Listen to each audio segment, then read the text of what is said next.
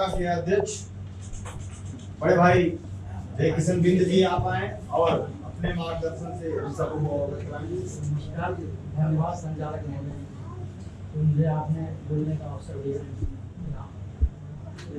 भिन्न समाज विकास संघ के तत्वाधान में इस कार्यकर्ता सम्मेलन में सभी उपस्थित गण, यहाँ पे उपस्थित अतिथिगण, युवा सेनागण, जिला अध्यक्षगण, शाखागण, इस कार्यक्रम में आए सभी स्वजाति बंधु को मैं तहे दिल से हार्दिक स्वागत एवं अभिनंदन और बधाई देता हूं। साथियों, भिन्न समाज विकास संघ के यहाँ काफी सक्रिय कार्यकर्ता पदासीन पे सब कार्य कर रहे हैं अपने अपने कार्य क्षेत्र में। दोस्तों, अपना समाज किस तरह से आगे जाएगा, इस विषय पे हम लोग को काम करना होगा। हमारा जो ट्रैफिक है, हम समाज को कैसे आगे ले जा सकते हैं, आगे ले जाने का हमारा एक ही है। हम इस मुंबई क्षेत्र में जगह जगह पे पूरे कोने कोने में रहते हैं। मैं कहता हूं, जब तक हम शाखा का गठन नहीं कर पाएंगे, अगर हम 5 लोग भी मलाड में रह रहे हैं, बोरोवली में रह रहे हैं, कांदेवली में रह रहे हैं, घाटपुर रह रहे हैं, बिकरौली में रह रहे हैं, कांजूमार में, भाटू में रह रहे हैं, अगर 5 लोग 7 लोग रह रहे हैं, तो वहां पे शाखा का गठन करना बहुत जरूरी है। ये चीज हो नहीं पा रहा है। आप सभी लोग आज यहाँ उपस्थित हैं। मैं ये बात बार बार कहता हूँ कि जब हम शाखा का गठन हम क्षेत्र में कर लेंगे, तो हमें एक मजबूती मिलेगी। मजबूती ये मिलेगी कि शाखा जब गठन हो जाएगा, सबको मालूम पड़ेगा शाखा का अध्यक्ष, जैसे भी हमारे आदरणीय राजेंद्र जी कुर्ला कमानी के बनाए गए अध्यक्ष, और हम मान गुट के बनाएंगे तो हमको कुछ जरूरत पड़ेगी, हम आदरणीय से अपने राजेंद्र चाय से बात कर सकते हैं कि भाई ये प्रॉब्लम है, तकलीफ है, यहाँ पे ऐसा है। तो हमें जोड़ना है। जब हम शाखा गठित कर लेंगे, शाखा हमारा गठन हो जाएगा, तो हम एक दूसरे से जुड़ जाएंगे, उसमें हमें कोई तकलीफ नहीं होगा।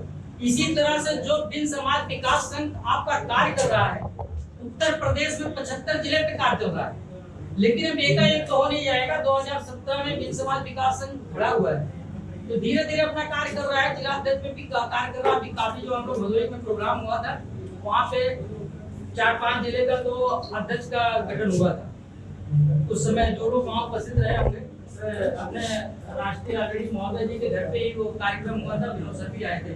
तो 4-5 जिले का वहाँ पे गठन हुआ था। तो हम लोग इसलिए तेजी से गठन कर रहे हैं जिला का, और सभी लोगों को इस बात पे ध्यान देना होगा, या संकल्प लेकर जाना होगा आज कि मुझे जिला अध्यक्ष, एक जिले में 20-22 ब्लॉक होता है, 20-22 ब्लॉक पे अध्यक्ष का चयन करना, अध्यक्ष बनाना। जब आप सब इस सिस्टमोलॉजी से समाज के ऊपर काम करेंगे, समाज ऑटोमेटिक आगे जाएगा। अगर जब हमारे पास कोई सिस्टमोलॉजी नहीं होगा, मतलब कहने का मतलब समाज में खाली बोलने से और बात करने से कुछ नहीं होता। शिक्षा तो पहला है, जरूरी है, लेकिन सिस्टमोलॉजी क्या है समाज को आगे ले जाने का। जब हम एक दूसरे से जुड़ेंगे नहीं, जोड़ पाएंगे नहीं, हमारा शाखा नहीं गठन होगा, हमारा जिला अध्यक्ष नहीं बनेगा, हमारा ब्लॉक, हर ब्लॉक पे प्रेसिडेंट नहीं होगा, तो हम कैसे जुड़ेंगे, किस तरह से जुड़ेंगे।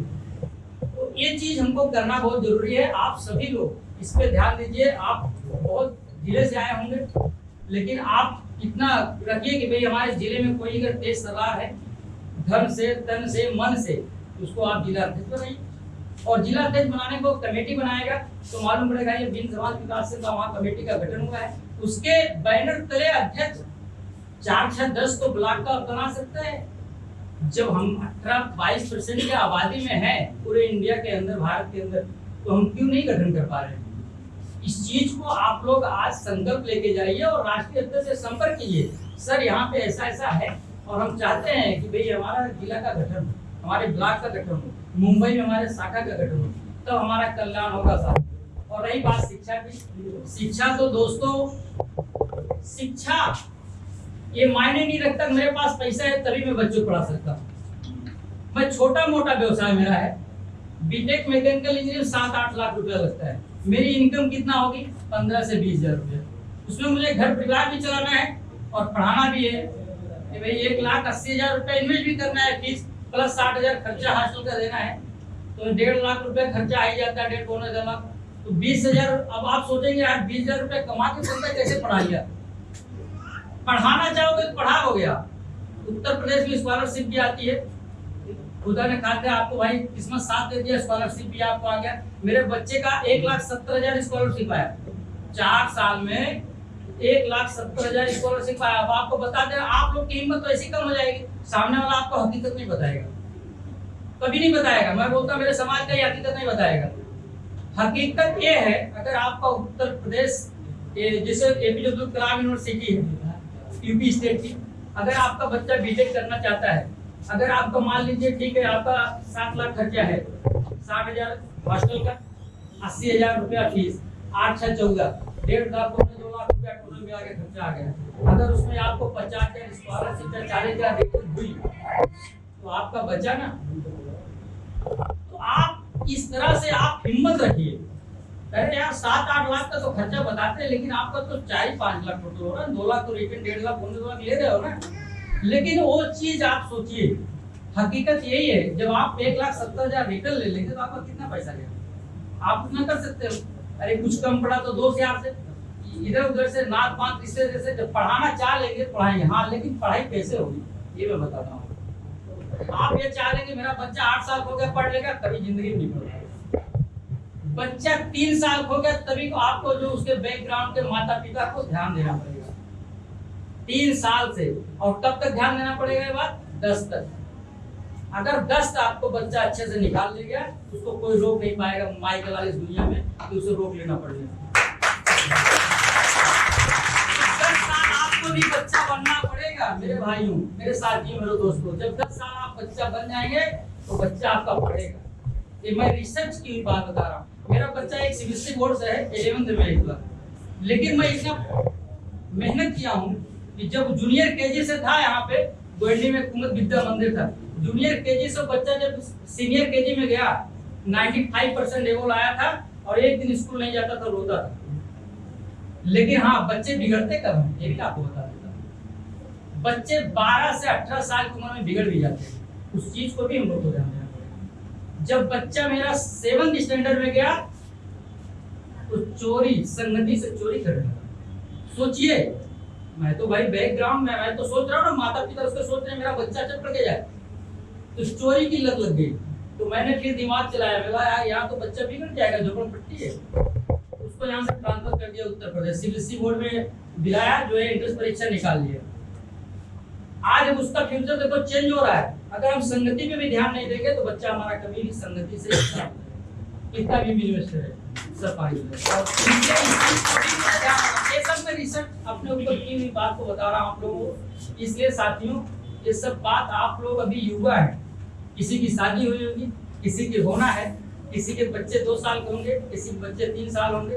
और बहुत अच्छी बात है यहाँ पे हमारे बहुत पढ़े लिखे साथी एमआर भी यहाँ पे बैठे हुए। तो मतलब आप लोग, शिक्षा तो बहुत अच्छी चीज है, शिक्षा में तो काम करना होगा। शिक्षा अगर हमारे अंदर आएगी तो हम डेवलप हर एक चीज कर सकते हैं, और शिक्षा नहीं रहेगी हम कहीं बात भी नहीं कर सकते हैं। अभी आप हम बड़े तादाद में रहते हैं, हमारे ग्राम में बिंदु की संख्या रहती है 500 घर है भैया, लेकिन प्रधान मालूम पड़ेगा 4 घर वाला बन गया दूसरे साथ। तो क्यों? सबसे बड़ी हमारी सब कमी कमजोरी है, हम नहीं बना पाते हैं, नहीं दे पाते हैं। हमारे गांव में 35 साल से दूसरे समाज के लोग जो है राज करते थे, 35 से 40 साल। तो हमारे इस समाज का एक बंदा खड़ा हुआ पिछली बार, बोले भैया मैंने 13 लाख खर्चा कर दिया और जो है हाथ गया। मैं बोला आपके साथ में टीम कौन कौन सी काम की थी या टीम के लोग कौन कौन से थे? उसने जिसका इसका नाम गिराया वो अशिक्षित लोग थे।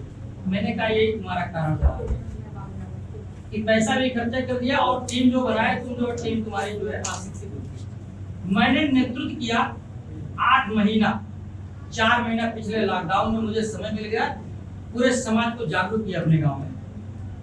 जागरूक करने के बाद पूरा नारा लगने लगा कि कोई बिन समाज का आया है बंदा, कोई भैया आया है और सबको जागरूक कर दिया। एक आप यकीन नहीं मानेंगे, 235 कोट से लीड दिया मैंने। आज जो है तो संघर्ष भी करना पड़ेगा, शिक्षा भी करना पड़ेगा। और मुझे काबिलियत कहाँ से आई है? मेरा बिन समाज विकास सामाजिक संस्था, मेरे आदरणीय गांधी बेटे हैं, आदरणीय मेरे राष्ट्रीय अध्यक्ष जी बेटे, हम लोग तो एक जमीन स्तर से मुझे बहुत ये लोग सिखाए हैं। हम लोगों को परिचय करना, बोलना कि आप सब परिचय बताइए, तो हम लोग इस जमीनी स्तर से सीख करके आज प्रधान बनाने की काबिलियत तो रखे, बच्चे को इंजीनियर बनाने की काबिलियत तो रखे। तो मैं ऐसे महान अपने आदरणियों का सम्मान करते हुए उनके चरणों में नमन करता हूँ। आप लोग भी जब कोई भी हर मीटिंग अटेंड करते रहेंगे, एक दिन न एक दिन आपके अंदर ऐसी जागरूकता आएगी, अपने बच्चों को लेकर के आप जो है प्रधान से लेकर के विधायक से लेकर के सब कुछ उनके देंगे। ये सीखना पड़ता है, नॉलेज तो आना चाहिए ना। अरे जब भाई स्कूल बच्चा नहीं जाएगा नॉलेज आएगा, जब हम समाज को ज्वाइन नहीं करेंगे तो कहाँ से कुछ सीखेंगे। सबसे पुराने मेरे ऑलरेडी ये भी बैठे हुए हैं, जमीनी स्तर से हम लोग का मीटिंग चलता था कहाँ पे, साइन जो पहाड़ी था, तो जमीनी स्तर से जब आप लोग जुड़े रहेंगे साथियों, संभव विकास संभव है, कोई नहीं रोक पाएगा। इसी के साथ में अपनी वाणी को विराम देता हूँ। जय हिंद।